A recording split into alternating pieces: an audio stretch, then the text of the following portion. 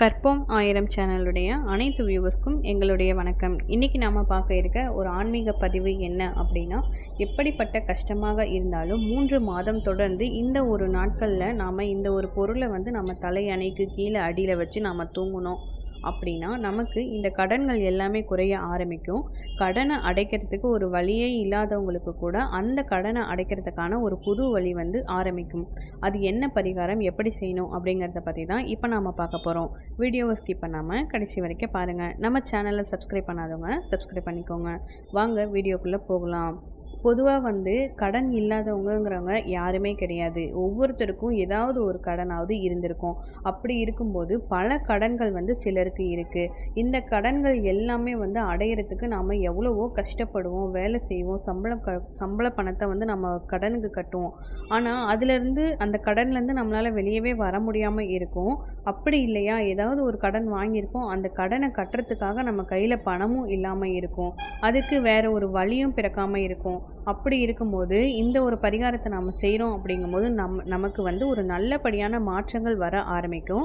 அடுத்து அந்த பிரச்சனையை தீர்க்கறதுக்கு வழியே இல்லை அப்படிங்கும்போது கூட ஒரு புது வழி பிறக்கும். அது என்ன பரிகாரம் அப்படின்னு கேட்டிங்கன்னா, ஒவ்வொரு மாதமும் இந்த பரிகாரத்தை 3 மாதம் செய்யணும். ஒரு மாதம் நீங்கள் செஞ்சிட்டிங்க அப்படின்னாலே உங்களுக்கு நல்ல மாற்றங்கள் தெரிய ஆரம்பிக்கும்.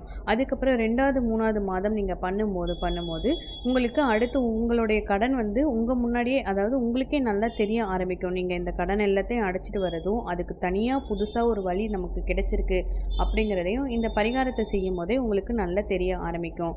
அது என்ன பரிகாரம் அப்படின்னு கேட்டிங்கன்னா, ஒரு வெள்ளை துணி எடுத்துக்கோங்க. அதில் மஞ்சளில் நினச்சி யூஸ் பண்ணிக்கலாம். அப்படி இல்லைனா ஒரு மஞ்சள் துணியவே எடுத்துக்கலாம். அந்த மஞ்சள் துணியில் ஒரு எலுமிச்சம்பழம் இருக்குது பார்த்தீங்களா, அந்த எலுமிச்சம்பழத்தில் கருப்பு புள்ளி எதுவும் இல்லாமல் இருக்கணும். பச்சை கலரில் இருக்கக்கூடாது. மஞ்சள் கலரில் நல்லா ப்யூராக இருக்குது பார்த்தீங்களா, அந்த மாதிரி ஒரு மஞ்சள் எலுமிச்சம்பழத்தை தான் எடுத்துக்கணும். வீட்டில் ஆல்ரெடி ஃப்ரிட்ஜில் வச்சுருந்ததை நம்ம எடுத்து யூஸ் பண்ணக்கூடாது. கடையிலேருந்து வாங்கிட்டு அதை மஞ்சள் தண்ணிலையும் நம்ம கழுவிடணும். அடுத்து ஒரு சின்ன பேப்பர் ஒன்று எடுத்துக்கணும். அந்த பேப்பரில் நமக்கு 10 கடன் இருக்குது அப்படின்னா 10 கடனையை அந்த பேப்பரில் நாம் எழுதக்கூடாது. முதல்ல ஒரு கடனை எடுத்துக்கணும். அந்த கடனை மட்டும் அதில் எழுதணும். இப்போ யாருக்கிட்டையாவது நீங்கள் கடன் வாங்கியிருக்கீங்க அப்படின்னா அவங்களுடைய பேரை அந்த பேப்பரில் எழுதலாம்.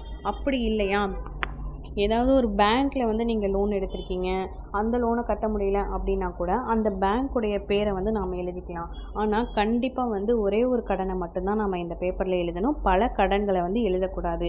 ஒரு கடனை எழுதி ஒரு மாதம் நாம் இந்த பரிகாரம் செஞ்சதுக்கப்புறமா அதை அடைக்கிறதுக்கு நமக்கு வழி பிறக்கும்.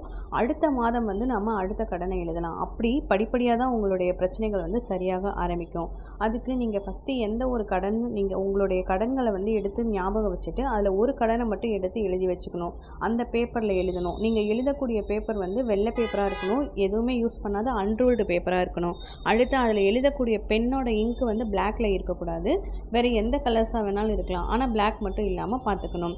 அடுத்து துணி எடுத்து வச்சுருக்கீங்க பார்த்தீங்களா, அந்த மஞ்சள் நிற துணியில் மஞ்சள் தண்ணியில் கழுவிட்டு எலுமிச்சம்பழத்தை அந்த துணியில் வச்சிடணும். அடுத்து நீங்கள் என்ன கடன் இருக்குது அப்படிங்கிறதையும் எழுதி அந்த பேப்பரை மடித்து இந்த பையில் அதாவது இந்த துணியில் நம்ம வச்சுட்டு இதை ஒரு முடி மாதிரி கட்டிக்கணும். இந்த முடி மஞ்சள் கலர் நூலில் கட்டுங்க. இல்லையா வெள்ளை கலர் நூல்லையே மஞ்சளை தடவிட்டு அந்த நூலை காய வச்சு நீங்கள் அப்படி கூட கட்டிக்கலாம். கட்டிட்டு அதுக்கு ஒரு மஞ்சள் குங்குமம் பொட்டு வச்சுக்கோங்க.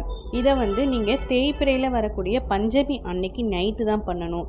இப்போ நீங்கள் பெட்டில் தூங்கலை, கீழே தூங்குறீங்க அப்படின்னாலும் பரவாயில்ல, இல்லை பெட்டில் தூங்கிட்டு தலைகாணியை அப்படியே வச்சிடுறீங்க அப்படின்னாலும் பரவாயில்ல. எப்படி இருந்தாலும் ஒவ்வொருத்தர் வீட்லேயும் ஒவ்வொருத்தருக்குன்னு தனித்தனி தலைகாணி நம்ம யூஸ் பண்ணுவோம். அப்படி இருக்கும்போது அந்த தலைகாணி உரைக்குள்ளே தான் நம்ம வைக்கணும். நீங்கள் இந்த பரிகாரத்தை தேய்பிறை பஞ்சமி அன்னைக்கு நைட்டு தலையணைக்குள்ளே இந்த எலுமிச்சம்பழத்தை உள்ளே வச்சு நீங்கள் தூங்கிடணும். அடுத்த நாள் காலையில் எழுந்திரிச்சு அந்த தலையணை இருக்குது பார்த்தீங்களா, அதோட கவரை எடுத்து நீங்கள் வாஷ் பண்ணி போட்டுடணும். அடுத்து அந்த மூட்டை வச்சுருக்கீங்க பார்த்தீங்களா, அதை உங்கள் தலையை 3 முறை திருஷ்டி சுற்றுற மாதிரி சுற்றிட்டு எங்கேயாவது பக்கத்தில் இருக்கக்கூடிய ஏரி, குளம், ஆறு இந்த மாதிரி ஏதாவது ஒரு நீர்நிலையில் தான் போட்டணும். வேறு எங்கேயுமே போடக்கூடாது. அப்படி இல்லையா, உங்கள் வீட்டிலேருந்து ரொம்ப தூரத்தில் இருக்க ஒரு 1 கிலோமீட்டர் தூரம் கூட எடுத்துக்கோங்க. அந்தளவுக்கு தூரத்தில் இருக்கக்கூடிய ஒரு குப்பையில் கூட நீங்கள் போட்டு வந்துடலாம். ஆனால் நீங்கள் வீட்டிலே வச்சுக்கக்கூடாது. அதை அப்படியே வச்சு மறந்துடவும் கூடாது. அதை கண்டிப்பாக அடுத்த நாள் காலையில் எழுந்திரிச்சதும் நீங்கள் தலை குளிச்சுட்டு இதை எடுத்துகிட்டு போய் போட்டுட்டு வந்துடணும். அப்படி செஞ்சீங்கன்னா மட்டும் மட்டும்தான் உங்களுக்கு இந்த பலன் வந்து கிடைக்க ஆரம்பிக்கும். அதனால் 3 மாதம் வந்து நீங்கள் தொடர்ந்து இந்த பரிகாரத்தை இப்படி செய்யுங்க. அதே மாதிரி நீங்கள் வச்சுக்கிறீங்க பார்த்தீங்களா தலையணை, இந்த தலையணையை வந்து வேறு யாருமே யூஸ் பண்ணக்கூடாது, நீங்கள் மட்டும்தான் யூஸ் பண்ணணும். அதை வந்து யாரும் எடுக்கவும் விடாதீங்க. முடிஞ்ச அளவுக்கு அதை நீங்கள் மட்டும்தான் வச்சுருக்கணும். இப்படி வச்சுருக்கும் போது இந்த மாதிரி நீங்கள் செய்கிறீங்க அப்படின்னா முதல் மாதம் செஞ்சதுமே வந்து உங்களுக்கு கடன் அடைக்கிறதுக்கான ஒரு வழி வந்து பிறக்க ஆரம்பிக்கும். அடுத்த மாதம் வந்து தேய்பிறை பஞ்சமியில் நீங்கள் செய்ய ஆரம்பிக்கும் போது உங்களுக்கே ஒரு பாசிட்டிவ் நல்லா கிடைக்கும். ஏன்னா கட்டவே முடியாத கடன் கூட கட்டுறதுக்கு ஒரு ஸ்டெப் எடுத்து வைக்கிறீங்க அப்படிங்கிறது உங்களுக்கே தெரிய ஆரம்பிக்கும். அதனால் இதை 3 மாதம் தொடர்ந்து நீங்கள் செஞ்சு வந்தீங்க அப்படின்னா கட்டவே முடியாத கடன் கூட கட்டுறதுக்கு ஒரு சரியான வழி உங்களுக்கு பிறக்க ஆரம்பிக்கும். அப்படி இல்லையா புதுசாக ஒரு வழி வந்து உங்களுக்கு கிடைக்கும். முடிஞ்ச அளவுக்கு நீங்கள் தொடர்ந்து இதை 3 மாதத்துக்கு அப்புறமும் தொடர்ந்து செய்கிறீங்க அப்படின்னா ஒவ்வொரு மாதத்துலேயும் உங்களுடைய கடன்கள் எல்லாமே குறைய ஆரம்பிக்கும். அடுத்து வந்து கடனே நீங்கள் வாங்காத சூழ்நிலை கூட உண்டாக ஆரம்பிக்கும். அந்த அளவுக்கு ஒரு சக்தி வாய்ந்த பரிகாரம்னு இந்த பரிகாரத்தை நம்ம சொல்லலாம். வீடியோ பிடிச்சிருந்துச்சு அப்படின்னா லைக் பண்ணுங்கள், ஷேர் பண்ணுங்கள், நம்ம சேனலை சப்ஸ்கிரைப் பண்ணிக்கோங்க. நன்றி, வணக்கம்.